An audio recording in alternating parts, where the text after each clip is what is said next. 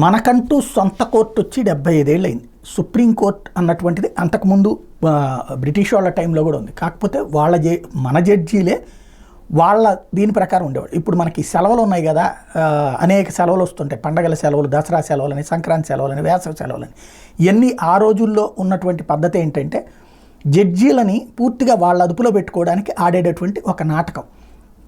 వాళ్ళకి అట్లాంటి సెలవులు ఇచ్చి, అంటే ఆ టైంలో స్వతంత్ర పోరాటం చేసే వాళ్ళ మీద ఎవరి మీద కేసులు ఉన్నా ఆ టైంలో వీళ్ళకి సెలవు కాబట్టి అప్పుడు చేసేది ఏముండదు, వీళ్ళు జైల్లోనే ఉండాలి. ఇంకొకటి వీళ్ళని తమ పట్ల పాజిటివ్గా ఉండేటట్టు వీళ్ళందరికీ కూడా జడ్జీలకి ఆ రోజుల్లో బ్రిటన్ తీసుకెళ్లేవాడు. బ్రిటన్లో వీళ్ళందరికీ పార్టీలు ఇచ్చేవాళ్ళు, మందు పార్టీలు, ఇతరత్ర పార్టీలు ఇచ్చేవాళ్ళు. అక్కడ వాళ్ళని బాగా గౌరవంగా చూసుకునేవాళ్ళు. కాబట్టి వాళ్ళు రాణి తరపున తమని గౌరవంగా చూసుకున్నారు, రాజు తరపున అంటే రాచరికం తరపున తమని గౌరవంగా చూసుకున్నారు, బ్రిటన్ ప్రభుత్వం తరపున గౌరవంగా చూసుకున్నారు. వాళ్ళు బ్రిటన్ తరపున తాము పనిచేస్తున్నాం అన్నటువంటి ఫీలింగ్తోనే ఉండేవాళ్ళు. అలాంటి స్ట్రాటజిక్గా అక్కడ నడిపేవాళ్ళు. దానివలన అప్పుడు మన స్వతంత్ర సమరయోధులకే ఊరిలేయడం కానీ, మన స్వతంత్ర సమరయోధులే జైలుకి వెళ్ళడం కానీ వేసింది బ్రిటిష్ వాళ్ళ తీర్పులు కాదు, అది భారతీయులే తీర్పు బ్రిటిష్ వాళ్ళ ప్రభుత్వం తరపున.